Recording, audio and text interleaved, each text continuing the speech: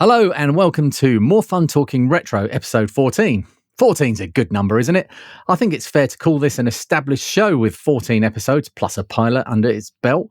A podcast you can trust, like a local tradesperson with established in 1985, sign written on the side of their yellow three-wheel van. I'd be happy to have this show come around and empty my gutters and disappointed when my garden furniture and mountain bike goes missing on the same day. But good podcasts like Trusted Traders are, in my own experience, difficult to come by, which is one of the reasons I put my ladder against the house, climbed up it and started scraping goop out of the gutter. That's a terrible metaphor, but I think you get my meaning. Let's drag this back on topic. Today, I'm joined by a YouTuber pal, someone I've met at various events and shared the joy of a public meetup with lots of other like-minded geeks like us. It remains my favourite thing to do, and making this podcast gives me a little bit of that experience without the convention lurgy and a week in bed, oozing mucus. Welcome, Goldfish on Games. Ross, do you Purell? Do I what now? Do you sterilise yourself? I don't think that's good for fish. No. It'll probably keep this. No, I'm not going to go there. Hello, mate. How are you? I'm doing well, though this earbud doesn't want to stay in my ear. I've never been able to find a set of. I tell a lie. I had a set of old Sony Walkman earbuds that fit my ears perfectly, and I've never been able to find. I know you can get the molded ones, but never been able to find any cheap ones since that have been as good as that. But anyway, that's a technical talk out of the way. Tell us about your channel. What is GouldFish on Games? Well, it's a channel that started off as just being about games in general, just literally like computer games, anything related to computer games. So like initially it was meant to be like gaming, card games that were based on computer game, books, music, all of it, and then it just sort of got distilled down to just the computer games themselves. And every time I try to go out of that niche, it ended up dragging me back again. Do you prefer the software side of things or the hardware? Because your channel has changed over the years. I did go back. I had a look at your channel and I went back, and I always do this with any YouTubers that come on. I go back and I watch the first video that they've left up, because we always hide the embarrassing ones away somewhere. But your first video, episode 1 of GouldFish on Games, is still there 7 years later. Yeah, though I when I have gone back and tried to rewatch some of those early ones, it's always it's like, wow. Things have improved, at least. I can definitely say that. It's a good thing, though, isn't it? I've always found, I look at some of my early stuff, and there's a lot of cringe there that we have to do. But you've got to acknowledge that, this is a journey for us, and we try to improve every video that we make a little bit. And that, looking back at that, I can see that you've made certainly a few improvements. I'm trying just to be diplomatic here. It was it's an innocent thing to do. What did you think when you were thinking, I'm going to make a YouTube channel, I'm going to make this episode 1, it's going to be GouldFish on Games?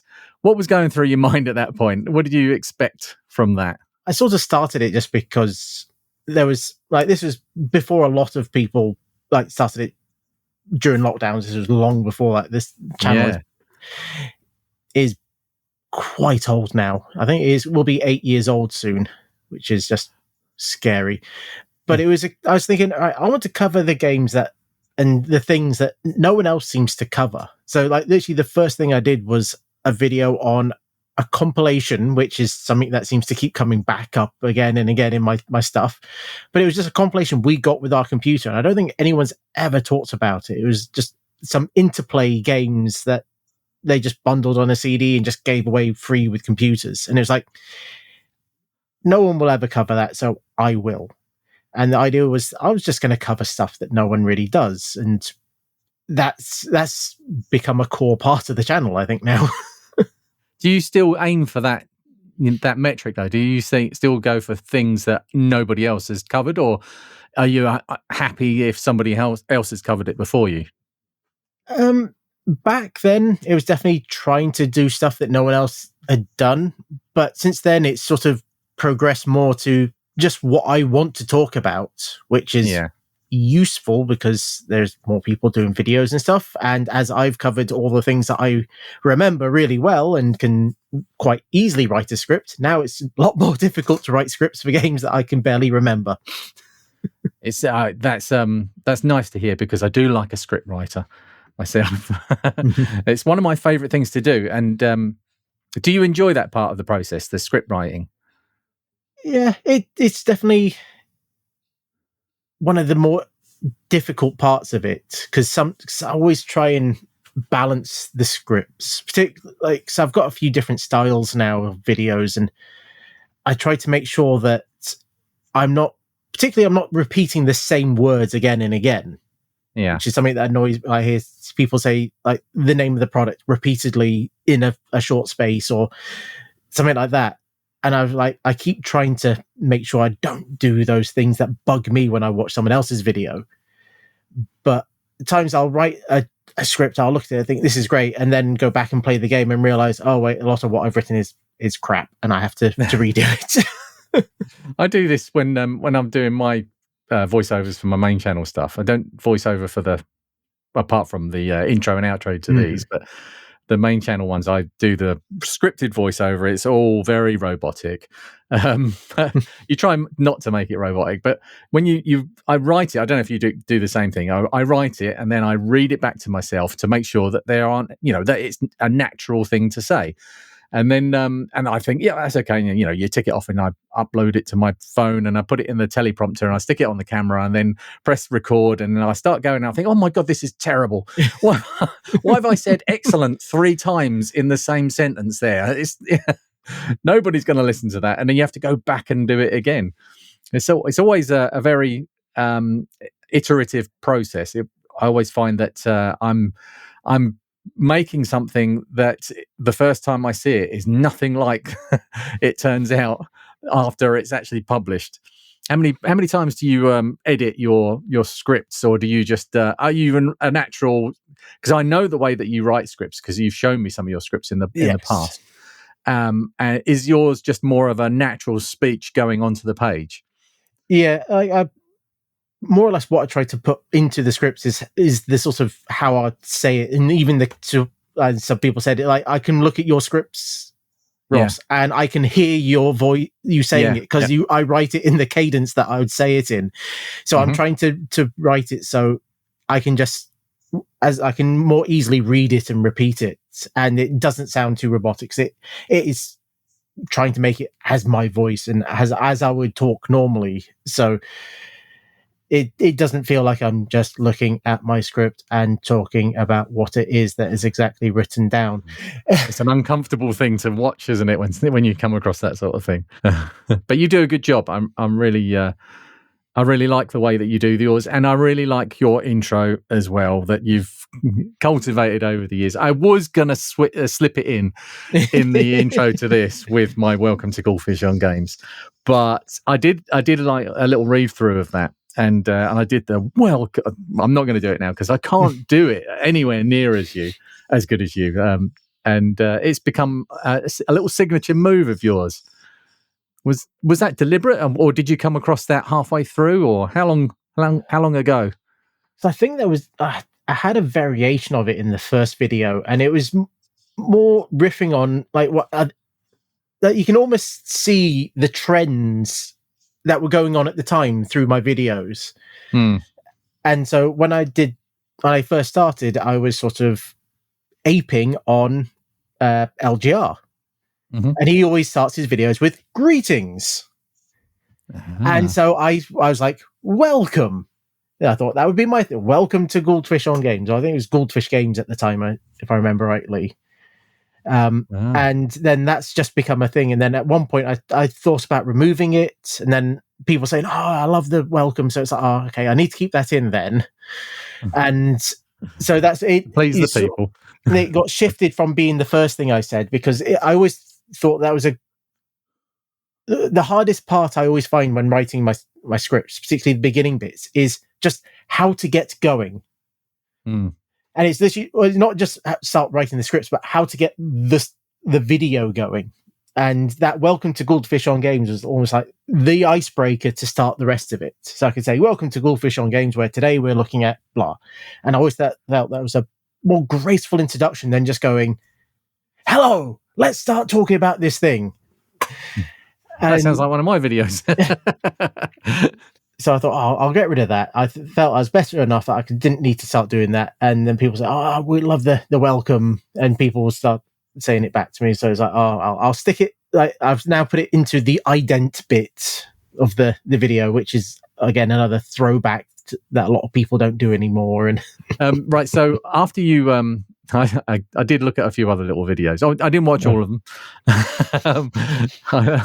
I noticed that very soon after you did your first video, which was a video on a game, that you did like a retrospective on the BBC Micro. You went straight into hardware. Like 3 episodes in. Was this something you were thinking, oh my God, how am I gonna find a way in? And which one did better? Did your first episode do better, or did the hardware episode do better? Do you remember? I mean, it's only 7 years ago. Come on. Oh yeah, just think back. Like as I was saying, like it was never meant to be just about software. It was meant to be about gaming. So I was always thinking I was going to cover hardware and stuff as well. And almost like the review videos were meant to be like the glue that held everything together. So yeah, it was meant to be like. So covering the BBC, I'd literally just got that BBC Micro. So I was like, I want to cover this because it's the newest thing that I've gotten in my my collection. And I think part way through the second video on it, I think my monitor died. Which was like, you were using a Commodore 1084 for that, weren't you? Yeah. Did you bring it back to life? I've managed to find a company to fix it who charged me an absolute fortune to do it. But it was like, well, it was still less than what it would have cost to try and buy a new one. Yeah. And then it died again, like 5 years later, and found a much better person to look at it. And he looked at it and said, I don't think they barely did any work to it. I think they just... fixed one small bit, and everything else they said they didn't do. So it's like, awesome. Probably a bit late to go back to them and say, oi. Yeah. But I do know I can't remember if it was before or after the BBC video. I did the one on the PPC 640. Yeah. And that one, like those videos did very well. People still watch those on occasion for some of the mods and fixes that I did. And then I did a follow-up to that years later when I did some of the other upgrades. But those were like the first sort of big-ish videos of mine that sort of did any real, at the time for me, real numbers. Oh yeah, that scale changes all the time, doesn't it? It moves. And you get a couple of hundred views on your initial videos, and you're like, wow, there's a couple of hundred people watching this, and then 6 months later, oh damn it, I only got a couple of hundred views. It's weird. YouTube makes it difficult to feel good about how you're doing sometimes. I was going to say, I was thinking very much so. Like even my premiere series now, which is like the cover disc face-off videos, technically hit towards the lower end of like the graph that it shows you. Yeah. Just because like some videos have done really well and other videos do much worse. So technically they're in the middle, but because of just how YouTube scales things, it just makes it look as if they're not doing very well. But in actuality, they're doing really well for what I'm happy with. I've got a little secret, because for those that don't do YouTube, YouTube shows you how well your video is doing against the last 10 videos that you released. So it's not all of your videos ever. It will just say this video is number 3 of 10. Okay. And it's the last 10 videos you released. Now, if you're like me and you release a lot of videos, the good idea is to create a podcast which doesn't get very many views. And it always props up the bottom of the table. So it always means that I've only got like a top 7 to deal with. So I'm doing better than I would if there were 10 of them there. It's worked really well for me. That has. That's why I just review really obscure games. Could do, yeah. But I think sometimes those will explode as well. There's no rhyme or reason to what YouTube likes, is there? Your early foray into hardware, then those you didn't stick with the BBC. You moved around. I mean, there's an Acorn. Archimedes in there somewhere, isn't there? And your Amiga 4000s in there, a CD32s in there. You've gone all over the place, but you kind of settled down a little bit. Not so much recently, actually, but we'll get to that. On the Amiga. The Amiga is probably the core of your channel. Is that fair to say? Yes. I was always an Amiga kid, and it's always been a big part of me. And I think even in the early days, I was still trying to cover Amiga games and stuff. So it was always something I was going to be covering, and it's definitely been one of the main video types or the subjects that have always gotten me really good views and really good responses. So it's been natural to cover that.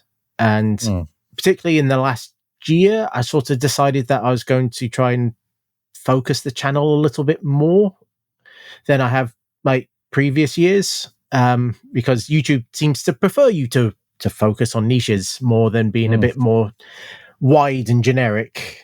It's why this year has been mostly focused on Amiga and PC, to be honest. Right. So, which system did you start off with then in your early years as a young Goldfish? Well, the Amiga was the first computer that we got and kept. Yeah. We did try starting on a C64. We blew it up. Okay. Because it turned out to be an American unit, and we plugged it in. Oh dear. That power supply would have just sent loads of voltage straight into the board. I don't know if the power supply went or the machine went, but something went pop. And so that got returned. We then tried with a Spectrum Plus 2. Oh, lovely. Or was it might have been a Plus 3, but the floppy drive was busted. Oh, it was a second-hand one, so we tried it out, didn't work, so we returned it. And then eventually we got a brand new Amiga 500 Plus for Christmas. Hey. So, all right, do you know what year that was? I think it was the year that it came out, so I think it was 91, 85? 92? No, the 500 Plus. 87. Yeah. Oh, yeah, right. So much later. Yeah. I think you're right. Yeah, 91, 92. Maybe I would have said 90 or 91. But let's let the comments section put us right. Yep. I think I remember having an Amiga 1200 in 91. And I know 91 because that's when Thomas was born. Or maybe, no, you might be right thinking about it. Do you find this when you're looking back and especially on around the early years in micros, because there was so much going on then, it's so difficult. Because there also when the PC gaming world exploded as well, and there was still that, the consoles and everything were going on, and some micros were still hanging on. The Amiga was hanging on for a while.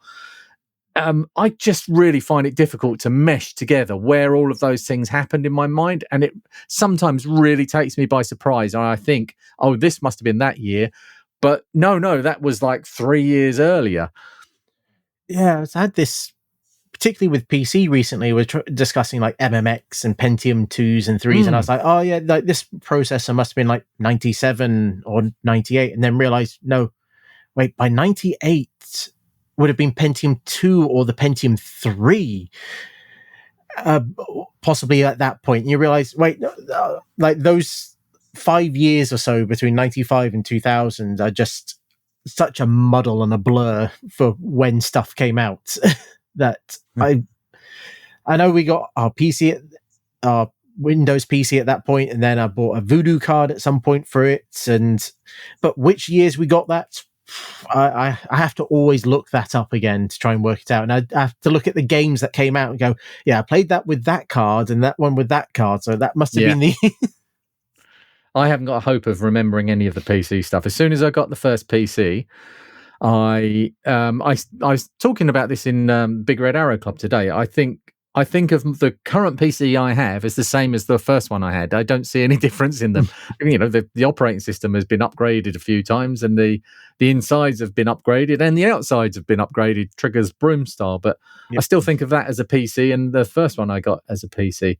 But all of the other stuff that I had is very, quite clear in my mind where I got an Amiga and where I got a Commodore 64 and where I got a Spectrum and the ZX81. They're all they're like milestones in my brain.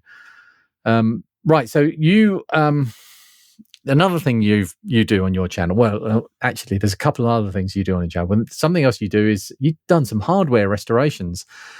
How did you find delving into the world of filming yourself doing something for others' pleasure? Oh, I keep that one for the... No, wait, no. That's the other channel. Yeah, that's the super secret one. I've trying to do doing the restorations and sort of repair videos, those type of things. I found so much harder because you're having to work around the camera, and all the time I'm some of the videos as I've been scrubbing through, it's like top of my head, completely blowing out the white balance there. Your shiny bonds. Let's try and cut that out. And there was times where I was like, this is actually taking away some of the fun of doing that as well, which I found quite difficult. It's like, I need to do this bit. I need to make sure the camera's set up, recording, and then I can do this. And it's then trying to piece together all the... So you sort of record all the footage first, hoping that you're going to end up with a working machine at the end. Yeah. And then you have to go back and go through it and go, right, I need to try and write a script around this. And I'll actually almost treat it like I would a review video. I'd look at the footage and write the script and then think of what bits I'm going to be showing. And sometimes some of the videos I'll try and script certain bits, knowing what I'll end up trying to film, hoping that it will match. Well, you're speaking my language here. So what about now? If you buy a machine that needs restoring now, do you think to yourself, oh, this is content, I need to record it? Or do you go, no, I've done that and that was painful, I'm just going to fix it and enjoy it, and then we'll make some content about it later? Yeah, I've not gotten too many machines that I needed to refurbish recently. I've completely run out of room, which is a good excuse not to keep buying stuff. Though I do have a few machines that probably need work, but I don't really trust myself enough to fix some of these machines at times. I'll tinker with it, but I was like, if I mess it up, then no one will see it. If I don't mess it up, then at the same time, I've probably just done it the wrong way. So there's so many other people who are doing the restores and the fixing up better than I would do it. So I'd rather leave them to do those, and I'll do what I think I do better. That sounds like an excuse to me. All right, I'll let you off the hook on the hardware restorations, although you did a good job with all the ones that you've done. Right, so the mainstay in your channel, and the thing that you do keep coming back to, and it's kind of like the core of what you do on GouldFish on Games now, is your cover disc face-off. And that was my in for GouldFish on Games. I think that was the first video I saw of yours, was a cover disc face-off. And cover discs are something that I think they're a really important aspect of our computer history as well. Yeah, because along with magazines, that's all we had. That's it. That was the only way, apart from swapping games or buying games. Cover discs were just something that, the only way that we could see a game before buying, shelling out our hard-earned cash. And you couldn't really always trust what you saw in a magazine or a review that you saw in a magazine, as has been discussed forwards and backwards to the end of time. The pictures on the back of the boxes. Yeah. The pictures on the back of boxes were not not representative of actual gameplay. So you started off in this journey of cover disc face off a while back, and you've kept coming back to it, and it's been a successful part of your channel. How did you get to doing that? Did you just like pick up a couple of cover discs from the same dates one day and think, oh, I think I'll just face these off against each other?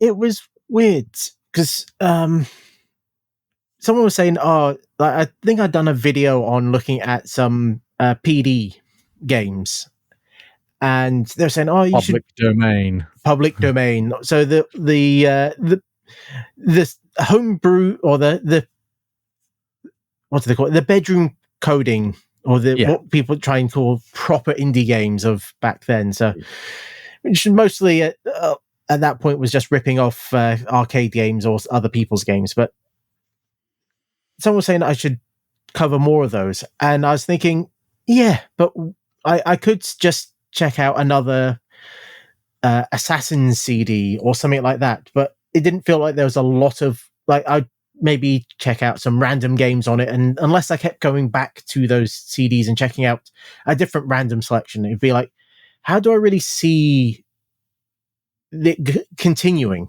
And then I was thinking, well, the cover discs, they used to have PD games on them, so maybe it'd be interesting to take a look at the cover discs and see what PD they were giving away. And so I thought, yeah, let's. And then I found that the Amiga magazine rack, and they had the copies of the cover discs on there, and it gave you a list of the games on it. It's like,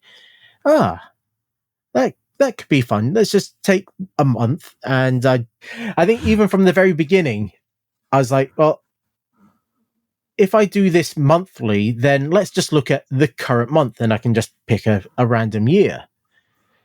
And it just evolved out of that, of just wanting to look at the PD. And then I think at the very first one, I checked out some of the demos and realized some of these demos are different from the final game as well.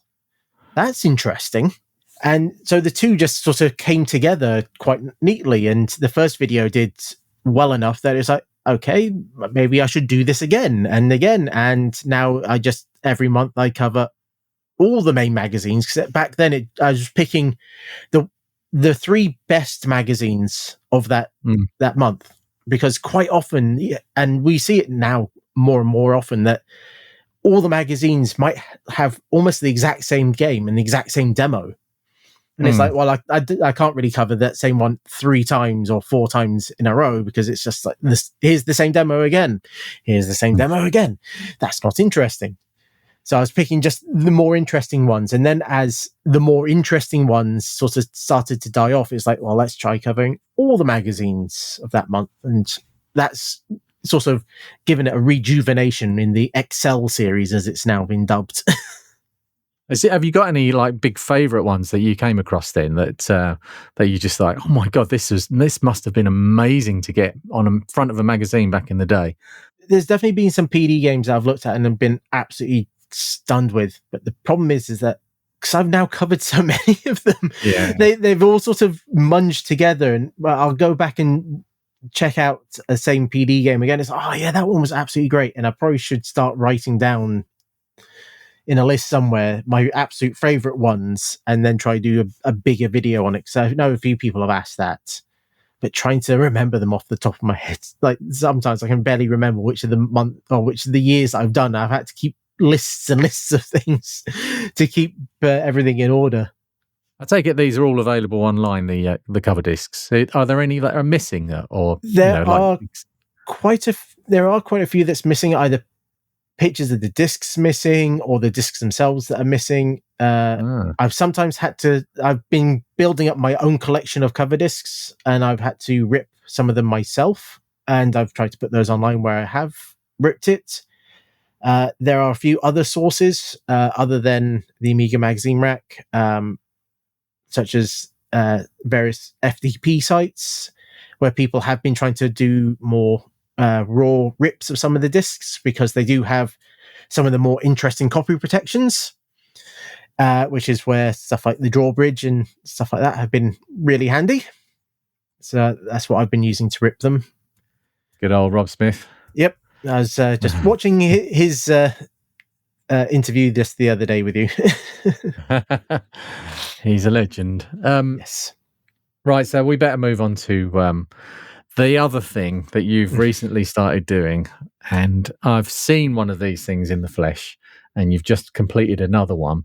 And at the time that this video goes out, you'll have released the second video on these things. And it's consoleizing handhelds, which is taking a handheld games console, such as a Sega Game Gear, or kind of a Game Boy Advance, and stuffing it into a shell and turning it into something you can plug into a TV. But not just doing that, actually 3D printing the shell and then making a really, really cracking job of turning it into something that actually looks like a games console. Now, one thing that I truly admire. I mean, I admire the whole thing. I think it's a brilliant little endeavor, and I love the videos as well, because you show that whole journey, and they must have been a nightmare to film again in the same way as a restoration was. But one thing I really admire is the way that you, or not the way that you, that the means that you designed the 3D cases for these devices, because it wasn't something where you just went, you know what, I'll learn how to use Fusion 360 or Tinkercad. No, Ross didn't use either of those relatively easy things to learn, because there's a whole resource of the internet out there to teach you. What did you use? I used the level editor for Counter-Strike 2, which is called Hammer.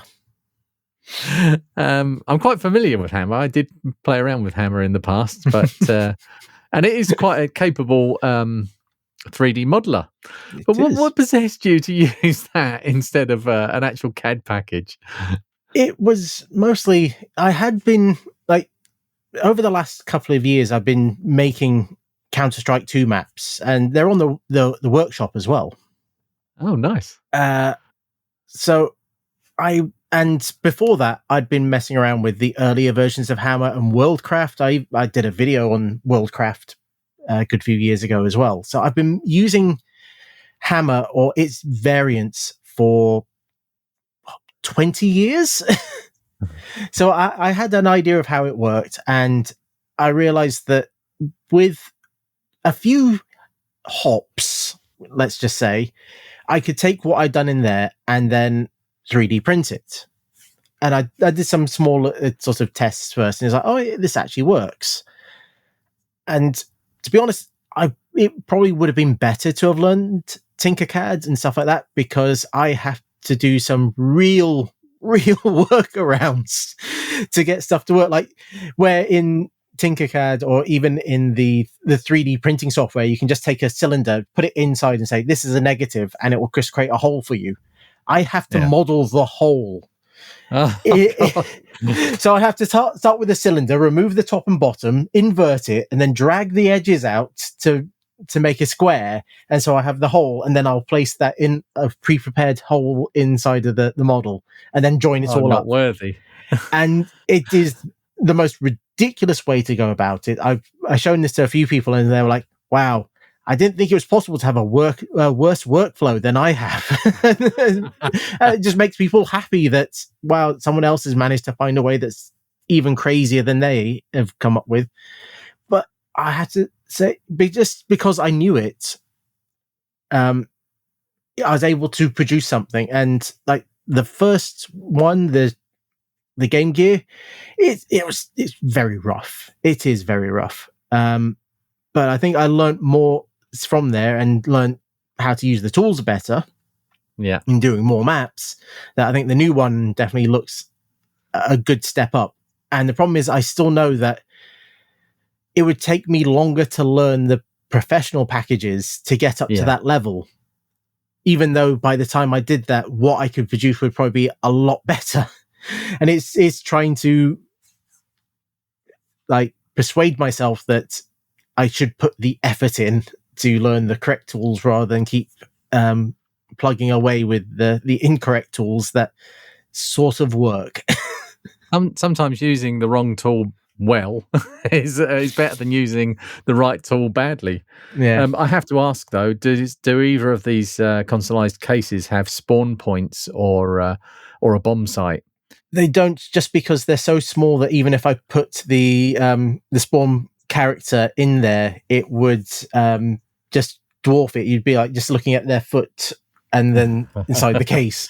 All right. So I thought that you were making these in in meters in Hammer, but you were actually making them down to millimeter level. Yeah, I set the grid size to 1 by 1. And so it is actually 1 square in Hammer is 1 millimeter. And thankfully it does go down. You can export. So it just exports it as the number 1. And so you can then import that into Blender as 1 equals 1 millimeter. And then you can then export it like that in a more 3D friendly format. And so I could possibly set it up as 100 by 100 and then scale it down inside Blender. But I found doing it this way seemed to work a bit better for me. But okay, so you involve Blender as well, which is another really difficult piece of software to use. Oh, my hat's off to you. I really admire the application is incredible. But the end result is excellent, probably better than certainly better than I could do in Tinkercad, because Tinkercad doesn't do things like chamfered edges very well, and it's difficult to make that kind of shape. So the latest one that you did was this Game Boy Advance console, which isn't a Game Boy Advance inside. I don't want to spoil the video for anyone. There's a surprise waiting for you in that aspect. How long did this one? And now that you've learned how to do things and you've got this perfected, this whole process is like a well-oiled machine, and there's nothing standing in your way. You can take any handheld games console and turn it into a full working machine that you can plug into any analog TV. How long does that take now? Months. Not well oiled. Well, I will the big part of this is getting parts, and quite a few of the parts are unique to the machines themselves. And for this one, some of the parts, and even actually for the Game Gear, came from 2 different people in Australia. And they took quite a while to arrive. Have had other parts coming from AliExpress, and so a lot of it is waiting for bits to arrive, and then while they're coming, I'll then be trying to continue designing the shell and trying to measure up how big it is. With this one, I actually took photos of the board with size measurements, and then actually created a 3D model of the board, so I could then take that into the 3D package and position it and go, right, that's where the screw holes are because it matches the board. Fantastic. That took more learning. I ended up using Blender properly to 3D model that one, which was just mixing of all the different programs and doing things the hard way, because why would I try and learn the easy way of doing things? Because it's no fun. The easy way is never any fun. So this is your latest video. How did the one before do, the Game Gear one do in the scheme of things on your channel? Is that quite a successful video? Yeah, I think it's something like 10,000 views or something like that. That's really good. That's really good. I got to see it at Cambridge at the last meetup that we had over there for the Retro Festival. Not Retro Fest. Are you coming to the next one? Are you going to bring your new Game Gear console to? Yes, I will definitely be bringing. When I went to Zap, I brought it along to show off and to test on different screens to see how it worked, because it has its own little weird quirks. So it's like be interesting to see what it looks like on other screens rather than just my own, to see if it's a problem with my screen or if it's a generic issue with the with the board itself. Yeah, composite converters are a tricky thing. They're all over the place. The standards are. I've been finding this out myself recently. The standards of composite, there are so many, and you just don't know what you're going to get. Yep. And it's difficult to ask that in a spec sheet. Well, I suppose they could do that, but they don't. So YouTube in general. Let's. I just want to go through. How are you enjoying your YouTube? This is more therapy now. Are you enjoying your YouTube journey? How is it for you now that you've been in this game for quite a lot longer than me? How are you finding things? Is it still as satisfying as it was when you first started getting views? It's definitely something that goes in peaks and troughs. You know, it like when a video does well, you feel great, and when a video that you hoped would do well doesn't, it's awful. Like you spend weeks working on a video and you put it out, and like you get like, thankfully I've now got a reasonable sub base that I know I'll get some decent views, but at the same time you're thinking, oh, like, why didn't it do better? But it's also finding like each video is becoming, particularly the review videos, I find are becoming a bit harder to do than the last one. Because it's like I'm having to cover more games that I remember well-ish, but I don't remember well enough to really start with a script. So I have to play through it a lot. And you're thinking, do I cover this game? Like, do I start playing this game? And it might result in a good script, or if I spend a couple of hours or playing this game and realize, no, there's nothing here. It's like, I feel like you've wasted time. And it's like, I shouldn't feel like I'm wasting time playing games. Do you ever leave any then when you get to that point? If you find that the game is not gelling with you, do you ever just go, no, I've played that enough. Let's just forget that one. So far, no. But I think it's but what I have done is I've started writing scripts for games that I thought I knew well enough, and then realized I needed to start playing it to really nail down the script, and I didn't get to that point. So I didn't start playing the game to start properly writing it. And I think I've ended up doing that with a few videos where I've started, I've got the outline of a script that is not being finished because I've not done the research to make it sound more work-like than it actually is. Yeah, it's not an easy thing. Do you modern game as well? This is a question I try to ask everybody. Yes. Well, I got a Switch 2 the other day. Did you now? Fancy. Yes, I did. Yes. Oh. Did you get Mario Kart with it? Yes, I did. I got so I've put some time into Mario Kart and a few other. Any good? Yes, really good fun. Really enjoyed it. Okay, there's his review. You heard it here first. Have you been tempted to do like modern game reviews? I've thought about it. The problem is that it comes back to the sort of wanting to cover things that people aren't really covering. So I could cover Mario Kart World, but I'd be one of many voices. And I don't know if I want to be one of many voices or one, like a smaller voice in a smaller pond. I think you're looking for the a bigger goldfish in a small pond and a metaphor. But I have covered like some remasters of older games and had fun with those, like the Battlezone 2 and Forsaken when it came out. So I was like, no one's going to cover this one. So I did 2 videos on it, and then LGR made one and just sort of cleaned house. Right, there's one thing I need to thank you for. Well, there's a couple of things, but thank you for being here and being on the podcast. But my DK-Tronics, which is up there, right under that red light in the background. Audio listeners can't see this, but there's a DK-Tronics case up there. You gave me that, and that's one of my favourite things up on my wall. That is that, and it works perfectly. That's good to hear. I think the Spectrum just had a really simple fault in it, so I couldn't really make a video at the time. But yeah, it all just worked, and I'm going to end up putting a interface 1 inside it because it's got the space for it to be mounted inside. So I will be doing something with it at some point in the future. But yeah, it did feature in a recent video as well. So I did manage to get it on the channel. But yeah, thank you very much for that, Ross. No problem. You're a lovely, lovely man.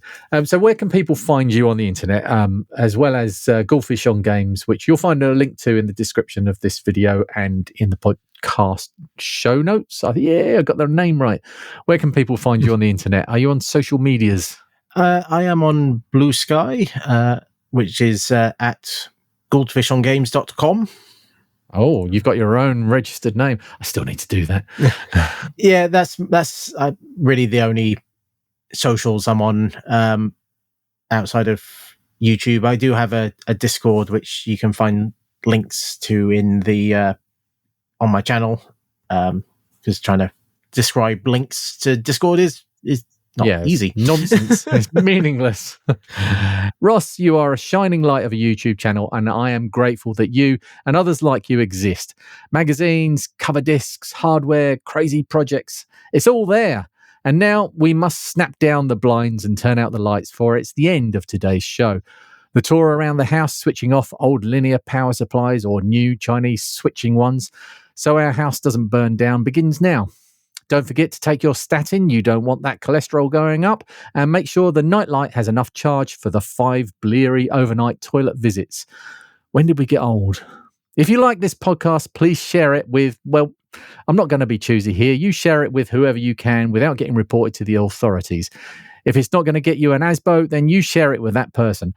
And if you're one of the lovely YouTube viewers who got to gaze upon our visages during this brief moment, then you are probably already counting your blessings, but a like and subscribe would be very appreciated. And if you'd like to support what I do and receive even more blessings upon your house, then please be made aware that I now have a Patreon where many other amazing people, potentially much like yourself, receive early access to all my episodes without adverts or sponsorship spots, and a secret special Discord channel where we can talk about everyone else, plus my eternally undying gratitude.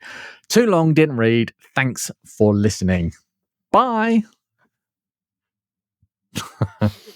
He's waving his beard.